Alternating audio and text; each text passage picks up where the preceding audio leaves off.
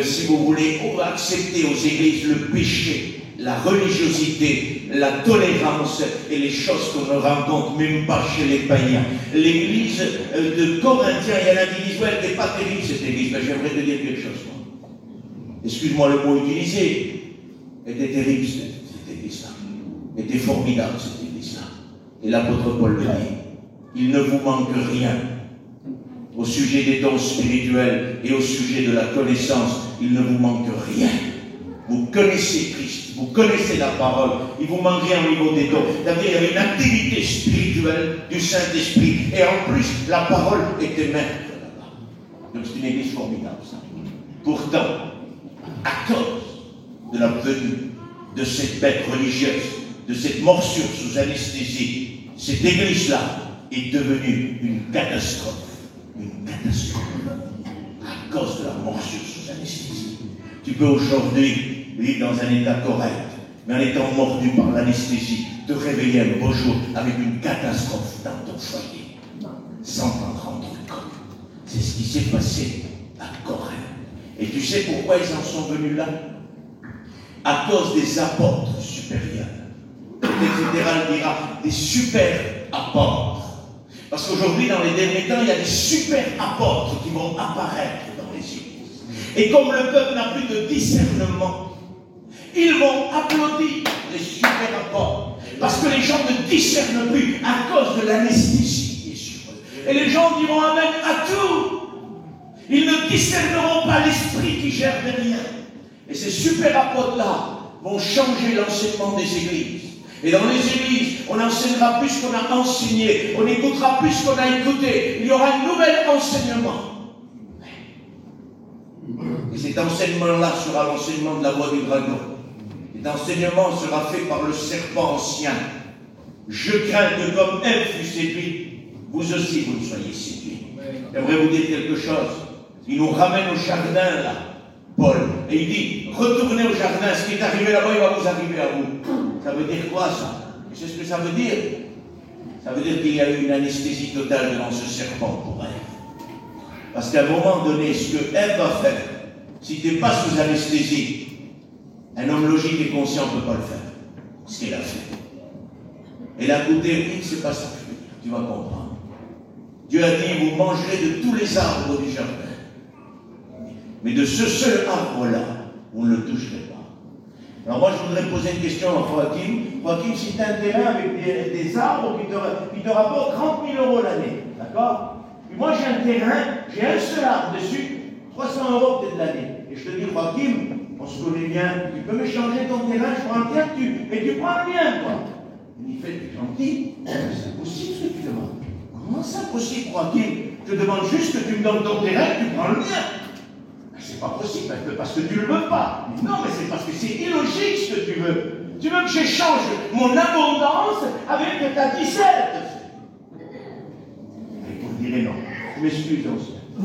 Mais s'il est sous anesthésie, et que moi je vais lui faire signer le bon, là, ce réveil de l'anesthésie, là, il dit ça va, après ça va, tu peux me signer le bon, là, c'est quoi ça? Pour que tu me donnes ton terrain, là. Mais sous anesthésie, là, il dit, ben, pour se débarrasser, il dit, vas-y, je le signe. Pour que Ève a signé ce contrat avec Satan, quand Dieu a dit tu ne goûteras pas de cet arbre interdit, mais de tous les autres tu goûteras, elle est en train d'échanger l'abondance contre la disette. Elle échange tous les arbres contre un seul arbre. Il faut qu'elle soit sous anesthésie, sinon c'est impossible d'accepter ça. Vous comprenez ça? Pourtant elle l'a fait. La séduction ferme les yeux de l'homme et de la femme. Qu'elle peut échanger son abondance pour la disette. Nous avons échangé notre abondance spirituelle pour une chose peut-être interdite dans notre vie. Un seul arbre qu'on ne devait pas toucher. On l'a touché et on a échangé toute l'abondance. Et les églises sont pauvres spirituellement maintenant. On a échangé notre abondance au profit d'une religiosité, d'une activité ininterrompue. On avait le spirituel, on l'a gaspillé. On a mis où? On a mis où? Nous avons gaspillé. Nous sommes dans la disette. Il ne nous reste plus qu'un seul arbre et il est interdit. Donc on a besoin vraiment de revenir à l'abondance et de se repentir et de dire Seigneur, je te demande pardon. Je n'ai pas compris que ces arbres me suffisaient à tout dans ma vie. Parce que tous les arbres de la parole de Dieu et l'enseignement de la Bible suffit à une vie chrétienne. L'Écriture est inspirée de Dieu, bonne pour instruire, sauver, corriger, exhorter, éduquer, pour que l'homme de Dieu soit établi en toutes choses. C'est tous les arbres du jardin, ça, que Dieu a mis à notre disposition pour que nous puissions être bénis. Aujourd'hui, nous avons échangé ça, et c'est ce qui est arrivé à Corinthe. La venue de ces super apôtres. L'apôtre Paul dit, ces super apôtres ont un discours, une manière de prêcher formidable.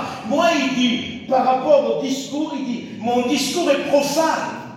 C'est-à-dire, on ne dirait pas qu'il est important. Il parlait peut-être moins que ces super apôtres. Moi, je veux bien le croire.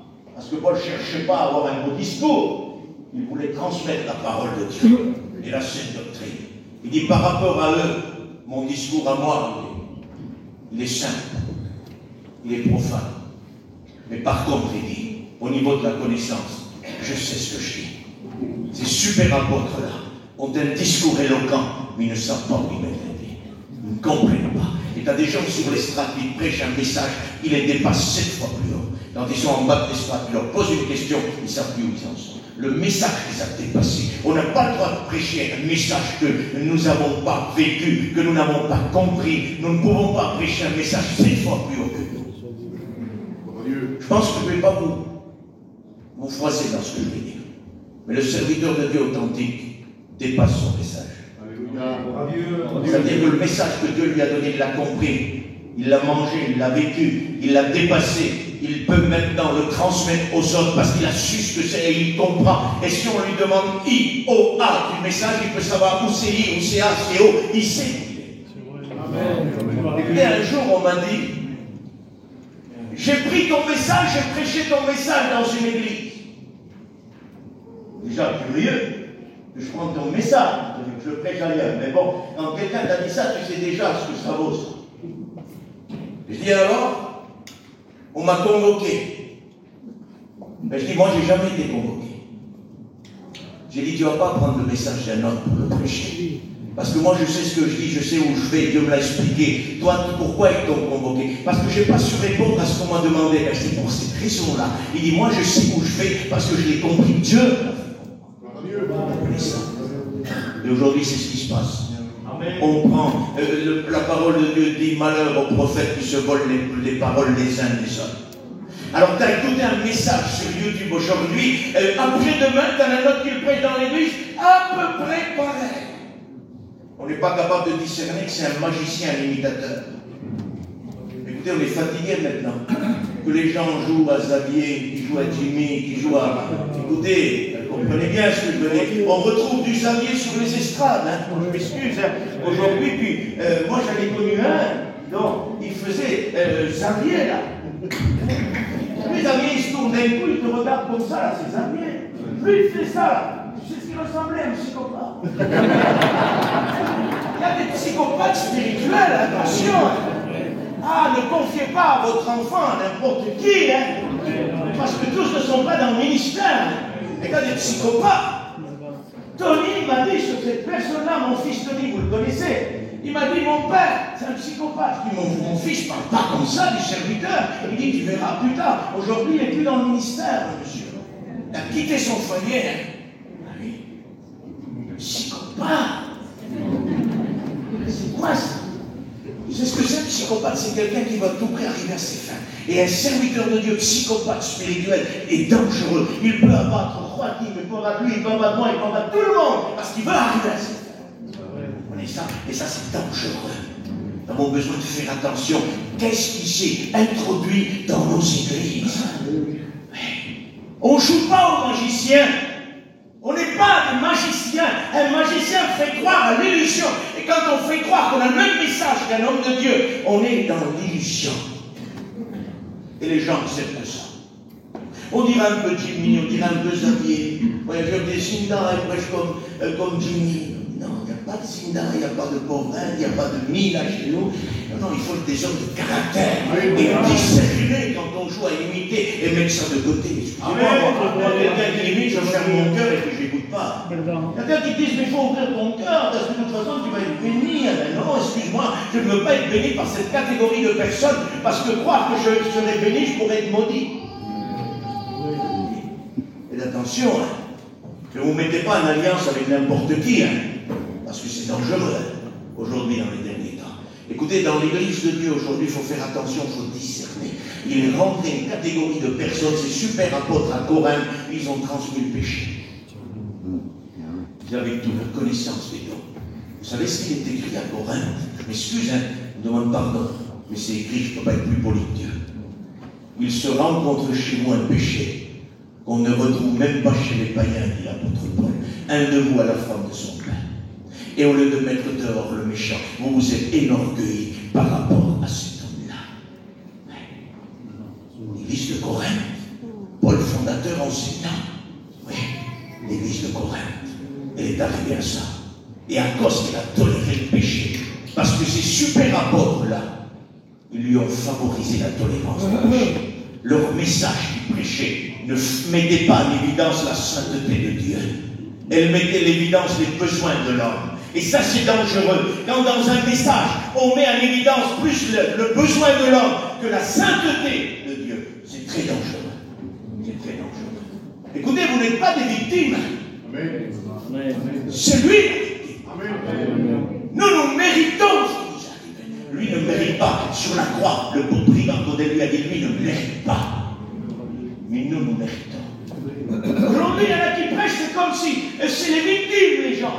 Viens à Dieu, on va t'imposer les mains, ça va aller, t'es dans l'angoisse, tu vas voir, ça va aller mieux. Ça ne va pas aller mieux quand la personne ne se repentira pas de son péché. Tu peux imposer les mains 20 ans, tant qu'il ne se repentira pas, il mourira.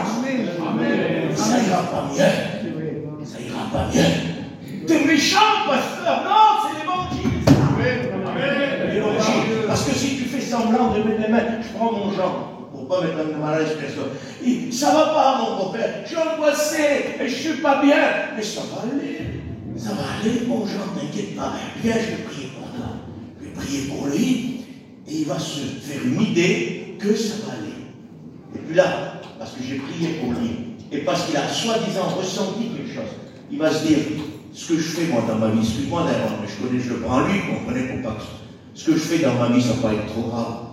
Parce que j'ai senti quand même la présence de Dieu. Le serviteur m'a dit que ça va aller, et puis là il continue. Et puis on lui dit, à l'oreille, t'inquiète pas, à l'oreille, ça va aller, Dieu te comprend. Viendra le temps, tu vas te débarrasser de ça. Je vais empoisonner sa vie si je fais ça. Amen. Et si je lui dis, pourquoi t'angoisser? Parce que c'est ça la discussion, elle est là. Je suis angoissé, pasteur, ça va pas. C'est pas la condition d'un chrétien d'être angoissé. Donc il faut poser la question, pourquoi il est angoissé? Il y a une raison. Non, mais s'il y a une raison, et là il commence à parler. Eh bien il y a ça, il y a ci, il y a ça. Eh bien écoute, il faut que tu demandes pardon à Dieu. Et il faut que tu fuis ton péché, il faut que tu fuis ta misère. Et je vais prier pour toi. Et Dieu va te bénir. Vous comprenez ça? Et là, je lui donne la vie. C'est l'évangile véritable. Mais aujourd'hui, quand tu agis comme ça, on te dit, méchant pasteur. Il y a un homme plus gentil là-bas. Distribue toujours des bonbons. Les bonbons, ça donne du diabète. Écoutez, il faut que nous comprenions qu'à Corinthe, ils arrivent à tolérer le péché misérable. Le péché nous débauche, domine et ça ne les dérange plus. Et quand le péché ne nous dérange plus, ça veut dire qu'on est anesthésié et mordu par le serpent. Ouais. L'apôtre Paul, dans cette église-là, il va trouver des choses immenses. Ils sont allés là-bas, il a trouvé de la ruse, de l'idolâtrie. Il dit, je vais venir pour la deuxième fois chez vous, je vais encore trouver de la débauche, je vais encore trouver des querelles, je vais encore trouver des personnes qui se idolâtrent les uns les autres. Ça veut dire qu'après le passage de ces super apôtres, l'Église ne s'est pas améliorée. Ils ont semé derrière eux ce que Paul est en train de dire. Il dit, il faut que je revienne vous voir et je vais trouver ces choses-là qui ont déposé les super apôtres sur leur chemin. Faites attention aux super apôtres des derniers temps. N'ajoutez pas foi à tout esprit. Écoutez, j'aimerais vous dire quelque chose. On a aujourd'hui un malaise parmi nous. C'est que dès que quelqu'un rentre dans le ministère, il est reconnu, on le laisse dans l'activité comme s'il avait 20 ans dans le ministère. Mais ce n'est pas correct. Écoute, j'aimerais te dire ça. Les Juifs disent, dans la sagesse des Juifs, c'est pas dans la Bible, écoutez ce qu'ils disent. Laisse le vin vieillir, et plus tard tu le goûteras, et tu pourras déclarer sa saveur ou pas. Comprenez ça? Ça veut dire que quelqu'un qui sort des études, il faut qu'il vieillisse. Il est qu'au début, hein. Alors il ne faut pas, excusez-moi, je ne suis pas pour arrêter les étudiants. Moi je suis ceux qui veulent lui donner un coup de main pour avancer. Mais un coup de main spirituel. Non pas un coup de main qui va l'effondrer dans un orgueil immesuré qui ne pourra plus s'en sortir. Aujourd'hui, qu'est-ce qui se passe? On a vu sur YouTube quelqu'un qui prêche, il est tout jeune. L'autre, sans discernement, dit quelle réunion qu'il a fait, ça a été terrible. Invite-le aussi chez nous. Et puis l'autre l'invite. Et puis là, c'est le succès. Les gens d'idolâtrie sont en train de tomber à ses genoux, à ses pieds. Les hommes de Dieu ferment, les femmes de Dieu ferment, ça ne les touche pas. Ils restent stables. Mais tu en as une catégorie qui prennent les gens en idolâtrie. Et c'est eux qui élèvent ces ministères-là. Et ça peut être un ministère réel, attention, mais qu'on va empoisonner par l'idolâtrie et l'orgueil. C'est ça qu'il faut faire attention. Et c'est ce qu'on vit aujourd'hui. À travers ces réseaux sociaux-là, le Saint-Esprit ne peut plus recommander un homme, c'est les réseaux sociaux qui recommandent les hommes. Ce n'est plus le Saint-Esprit. Parce que c'est le Saint-Esprit qui vous fait la réclame, excusez-moi du mot. Parce que si vous n'êtes pas connu dans les églises, et comment vous serez connu? Eh bien, en vous mettant dans votre chambre, en restant chez vous, en disant, mais si je dois être utilisé, je le serai, sinon, je resterai au pied de Jésus. Amen. Comme ça, non? Et si je dois juste être utilisé dans la prière, merci Seigneur. Amen. Et un beau jour, un certain reçoit un appel. Bonjour mon frère, je voudrais t'inviter chez moi. Ben, il va être invité. Deuxièmement, il attend encore un autre l'appel. Comment t'as voulu après tu discutes avec les gens, comment tu m'as invité? Ben voilà, le Seigneur m'a mis à cœur. Le Seigneur m'a mis à cœur, j'ai essayé d'avoir ton numéro de partout, je l'ai eu, ben voilà, ça s'est fait. Ben, je crois que c'est la direction du Saint-Esprit. Mais quand on te dit, et ça me plaît, on t'a vu sur les réseaux sociaux, et là on t'a invité. Ah, il croit me faire plaisir. Ben alors là, j'aurais envie de dire, mais ramène-moi à la carte, rentre chez moi. Mais ça. Heureusement que le Saint-Esprit nous donne une conviction quand on vous invite. Parce que tu ne dis pas oui à tous les appels. Hein. Dès que le téléphone sonne, en Dieu, tu ne dis pas oui tout de suite. Il y a une fraction de seconde que le Saint-Esprit te dit c'est bon. Moi, quand le frère m'appelait, quand j'ai vu ton numéro affiché, il y a déjà dans mon cœur quelque chose qui s'est mis à bas. Ça a accéléré, ça. Ça a accéléré. Quand ça accélère, que je vois le nom, moi, ça veut dire ça y est, Seigneur. Amen. Puis t'en as d'autres quand le téléphone il sonne et puis moi j'ai rien à toucher. Le téléphone il sonne et tu vois le nom là. Une tristesse arrive sur toi là. Et tu as compris là que si tu as accepté la mission, tu fais la volonté des hommes. Un mois après, il te rappelle, c'est la joie. Ça veut dire c'est le moment là. La direction du Saint-Esprit. On va accepter. Mais aujourd'hui, il y en a qui acceptent n'importe quel appel. Parce que sur YouTube, on leur fait la pub. Trop dangereux ça. Mes frères et sœurs, c'est dangereux ce qui est arrivé à Corinthe. Les super apôtres sont passés. Faites attention à ce qui est en train de s'introduire dans l'œuvre de Dieu aujourd'hui. L'apôtre Pierre dit des faux prophètes. C'est les mêmes super apôtres là.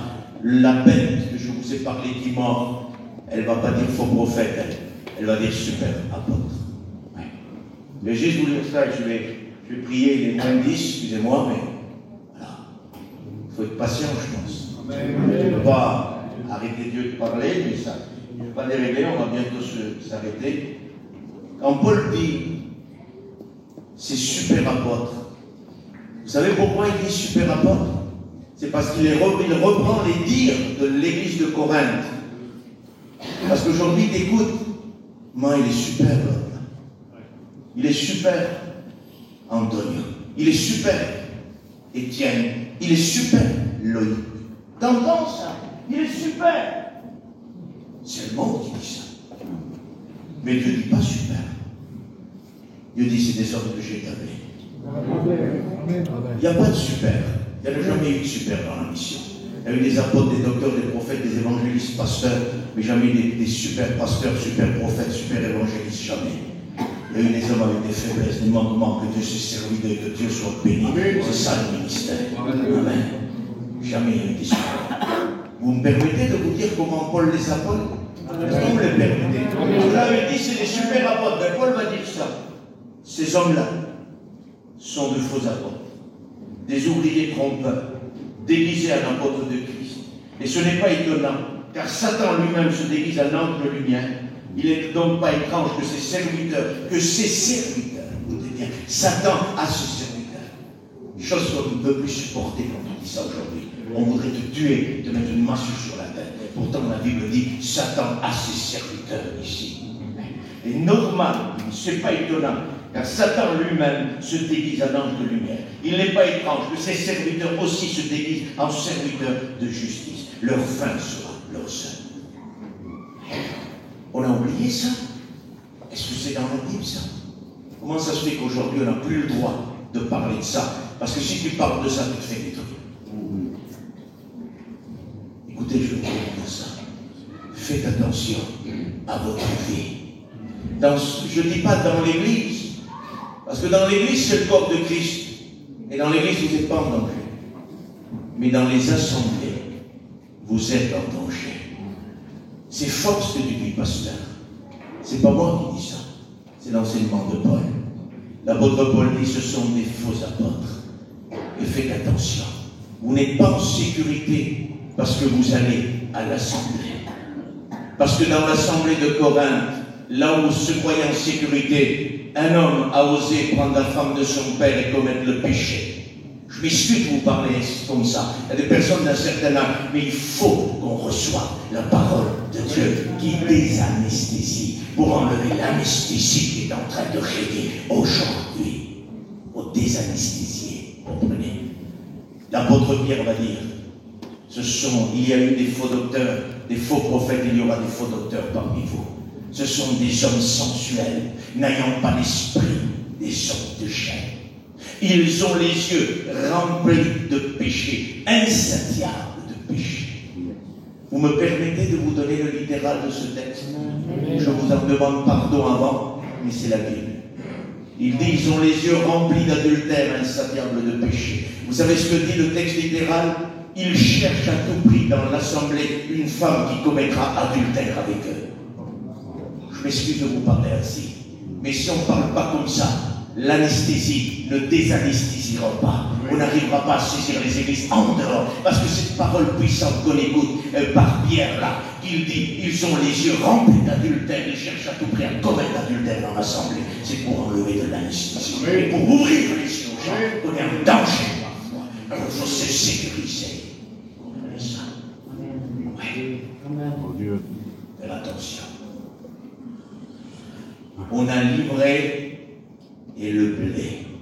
Ne l'oubliez pas. Je voudrais demander à Jésus comme ils ont fait. On peut l'arracher? Jésus me répondant, tu arracherais le blé à la place de l'ivraie. Les faux ressemblent plus au vrai. Vous comprenez ça? Parce que le vrai véritable, il a ses défauts. Parce que nous on est des hommes, on n'est pas parfaits. On a nos défauts, nos manquements. Mais regardez les super apôtres avec les super chrétiens. En apparence, ils n'ont aucun défaut. Mais ils sont capables de tolérer le péché caché et de vivre dans l'assemblée avec aucun défaut. Faites attention à ça. Faites-y attention. Il faut que l'anesthésie, elle disparaisse. Il faut se réveiller. Il y a un danger, mes frères et sœurs. On n'a pas le temps de déployer ce message plus que ça. Mais c'est comme ça. Il faut faire attention. Je le prends dans mon cœur comme un avertissement. L'église de Béziers, avec tout le respect que j'ai avec vous, je vous donne ce message comme un message d'avertissement.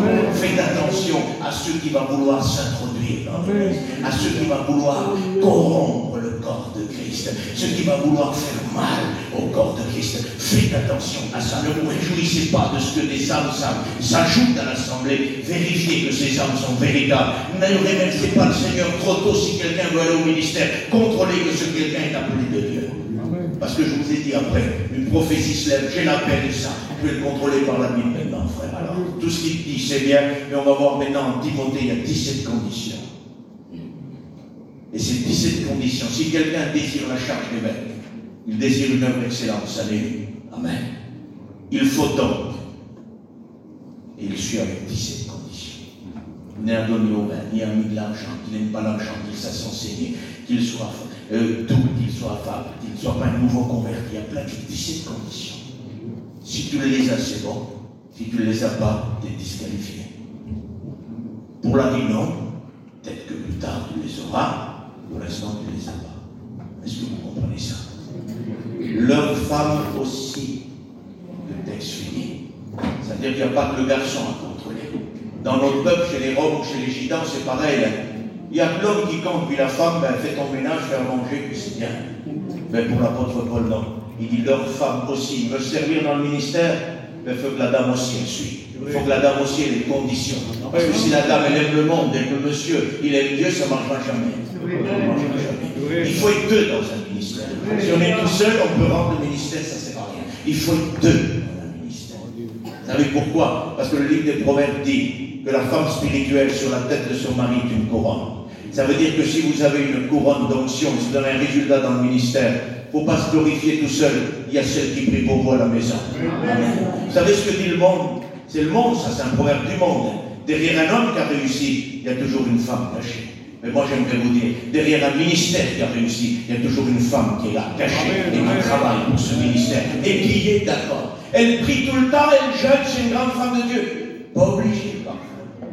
Elle prie, elle jeûne, elle souffre, elle combat. C'est difficile, mais elle a décidé de couper avec le monde pour servir dans le ministère. Alléluia. Et ça, c'est une couronne d'onction sur la tête de son mari. Je vous le promets que la Bible est là pour nous enseigner ces choses-là. Écoutez, Paillon disait, si j'ai le diable contre moi, s'il ne me fait pas peur, je l'écrase. Et il dit, si j'ai ma femme contre moi, c'est terminé. Dieu m'a donné l'autorité sur le diable, mais non pas sur ma femme de l'écraser. Donc il dit, ça ne réussira jamais. Il faut que la femme soit avec nous. Amen. Si elle n'est pas avec nous, ça ne réussira pas. Alors je vous engage, moi les jeunes, il y a des jeunes qui sont engagés ou qui veulent s'engager. Moi je vous engage à responsabiliser votre femme avec vous. Ne faites pas l'homme de la situation. Ne prenez pas la Bible avec un costume 3 pièces et venez en lui disant, et je suis derrière, et surtout faites taire les petits dans l'assemblée quand je vais prêcher. Parce que ça ne marche pas. Parce que si vous êtes un homme de Dieu, même que vous devez prêcher dans 5 minutes, s'il faut vous lever pour aller calmer votre enfant, eh bien vous devrez le faire. Parce qu'un homme de Dieu sait être responsable de son foyer et c'est être responsable de l'église aussi. Si quelqu'un ne sait pas tenir sa maison, ne peut pas tenir la maison de Dieu. Pasteur d'aujourd'hui, le costume 3 pièces et à la maison, il ne fout rien. C'est un désordre total. Et il crie que sur la femme. Mais tu n'es pas capable d'élever tes enfants. On est dans le ministère. Mais toi, tu fais quoi? Tu fais quoi? On devrait plutôt se consoler les uns les autres dans un ministère. Et quand la femme y arrive, il n'arrive plus de dire ma femme, t'arrives plus, je vais t'aider. Je vais dire quelque chose qui va vous choquer.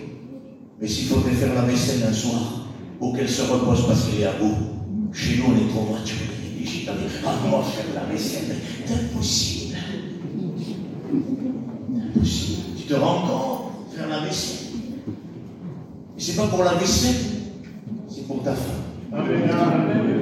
On ne peut pas faire la vaisselle, nous les hommes. C'est trop compliqué. Ben, Jésus a lavé les pieds des disciples. C'est plus qu'une vaisselle, pardonnez-moi. On a des conceptions de choses qui sont du gitanisme et qui ne sont pas du spirituel. Et on croit que c'est du spirituel parce qu'on ne veut pas aider sa femme. Elle fait ses affaires, tout ça, on la fait souffrir, elle souffre, elle n'en peut plus. Puis le jour où elle chute, on dit voilà, s'il n'y aurait pas elle avec moi, j'aurais été à la rencontre de Dieu. Faux. Si tu es vraiment appelé au ministère, Dieu connaissait ta compagne avant même que tu te maries. Il savait celle que tu vas prendre. Et pendant toutes ces années, le Seigneur a protégé que tu ne prends pas une autre, mais que tu prends elle. Pendant 30, 40 ans. 20 ans, le Seigneur a surveillé tes parents, il a vu ta naissance, il t'a regardé marcher, il a regardé quand tu as posé tes yeux sur une demoiselle aux yeux bleus. Et là, le Seigneur a dit, oh là là là là, il y a un danger. C'est sur celle-là aux yeux marrons, là.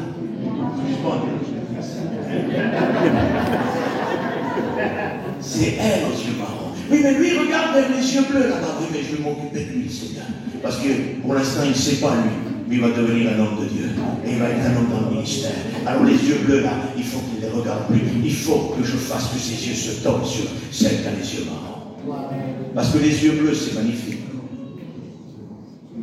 Mais quand dans le foyer, ça ne suit pas, les plus beaux yeux bleus qu'il peut y avoir deviennent les plus vilains yeux noirs que tu peux avoir à côté de toi. Qui te plantent le ministère. Donc ça veut dire que le Seigneur dit, ben c'est elle. Et il va tout faire. Je vous dis quelque chose, chaque ministère authentique, sa femme a été déjà prévue par Dieu. Quand personne ne savait, dans l'éternité, Dieu a déjà prévu. femme de Dieu à ses côtés. Mes frères et sœurs, on va s'arrêter là. Je voudrais juste vous donner l'antivenin. Vous l'avez reçu à travers la parole de Dieu. Parce qu'en fait, pour se désanesthésier, j'aimerais vous le dire, à chaque fois que je prêche ce message, j'ai prêché plusieurs fois maintenant, plusieurs fois d'affilée. Et l'autre jour, j'ai demandé à Dieu, Seigneur, toujours le même message que je prêche. Il ne m'en donne pas un autre. Vous savez ce que m'a dit le Seigneur? Si je t'en donne un autre, tu vas le prêcher tout de suite. Et celui-là, c'est celui-là qu'il faut qu'il soit prêché. Alors s'il faut le prêcher 2 ans, je le prêcherai 2 ans. Je continuerai avec ça. Ma fille m'a dit, j'ai dit à ma fille l'autre jour, ma fille, ça fait peut-être 2 ou 3 week-ends que tu as écouté le même message. Vous savez ce qu'elle m'a dit? C'est normal, mon père. On ne le pratique pas encore. Donc tant qu'on ne le pratiquera pas, il faudra qu'on l'écoute. Et même si on s'imagine qu'on vient d'écouter pour écouter autre chose qui va aller dans l'autre sens, c'est bien celui-là qu'il va falloir écouter. Vous comprenez? Alors je vais vous donner le désanesthésissement pour sortir de cette anesthésie et revivre cette vie d'esprit, cette vie d'onction et se réjouir de l'évangile. Ça va être compliqué maintenant. Il va falloir que j'utilise l'hébreu, le grec. Ça va être compliqué pour la solution. Mais non. Vous savez où est la solution? Je l'ai dit hier.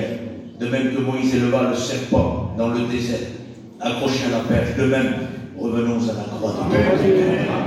Regardons à la croix, c'est elle qui donne l'antidote. Quand on est piqué, on est anesthésié et on a accepté des choses, on a toléré des choses. C'est là qu'il faut revenir. Et dire, Seigneur, ça, le sang de Jésus est un antidote. C'est là, l'antivenin, il est là. Parce que dans le livre de Colossiens, nous l'avons vu hier, la croix écrase les dominations sataniques. Alors moi je vous donne ça simplement, mais quelle puissance et quelle autorité que a la parole de Dieu. J'ai dit hier à mon gendre et à mon fils, j'ai senti un très très gros combat dans la réunion de hier. Et j'ai dit à mon garçon et à mon gendre, qu'est-ce qu'on ferait si la croix ne serait pas avec nous dans nos prédications? On se ferait éjecter de l'estrade au bout de 2 minutes. Il faut que la croix soit présente. Alors moi je voudrais vous dire quelque chose. On n'a pas eu le temps de trop déployer ce message, mais c'est pas grave. Je sais que le Saint-Esprit a donné ce qu'il faut. Et que si on rajoute ces 2 mots, ce qui compte maintenant, c'est que vous compreniez. Et que je comprends plusieurs fois, et chaque dimanche, frère, c'est ce que je fais. Je dis, Seigneur, j'ai besoin que tu me réveilles de l'anesthésie. Mais attends, tu prêches, fais. Oui, mais j'ai compris ce matin, à chaque fois que je le prêche, que quand on est anesthésié, on ne le sait pas. Donc peut-être que, les frères, il faut être sincère avec soi-même. Jean-Jacques, il faut être sincère avec soi-même. Moi, je suis sincère avec moi-même. Peut-être que André, je suis piqué et que je dors, et peut-être que Dieu me parle. Alors, chaque dimanche, je dis, Seigneur, je veux revenir à la croix. Et vous savez ce qui se passe pour ma vie?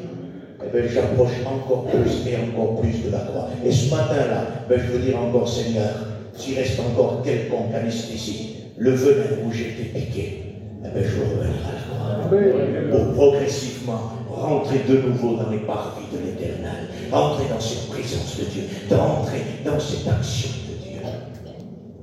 Vous n'en avez pas besoin, vous, de ce message? On en a besoin. Vous comprenez bien qu'on en a besoin. Vous priez comme avant, je peux vous faire une confidence. Vous êtes mes frères et sœurs, je fais confiance. Eh bien, je ne prie plus comme avant. Je ne lis plus comme avant, Seigneur. Je n'ai plus la force de jeûner comme avant. Eh bien, moi, je voudrais dire au Seigneur, au lieu de rester anesthésié, Seigneur, je voudrais me réveiller. Je voudrais revenir à moi-même, Seigneur. Et revenir à la prière, revenir à la consécration. Je ne vous dis pas que je ne prie pas et que je ne me consacre pas. Je n'aurais pas le culot de monter sur l'estrade sans consécration. Je voudrais vous le dire aussi. Parce qu'un serviteur de Dieu n'a pas le droit de monter sur l'estrade sans consécration. Jimmy, le président, nous a dit un jour, et je vais m'arrêter là. Les garçons, il dit sans prétention, au bout de 50 ans de ministère, il dit, je suis capable de monter sur l'estrade et faire un message sur le verset que vous me donnez, vous, un verset. Il dit, je suis dans l'école pour enseigner, vous me donnez un verset, je suis capable de vous faire un message tout de suite. Il dit, mais que Dieu me garde de monter sur l'estrade ou de vouloir enseigner sans m'être mis devant le Seigneur de toute manière. Vous comprenez? Mais ce que je veux dire là, c'est qu'on a besoin de nous rapprocher de lui. On prie, Seigneur. Notre Père, notre Roi, C'est devant ta majesté que je me présente.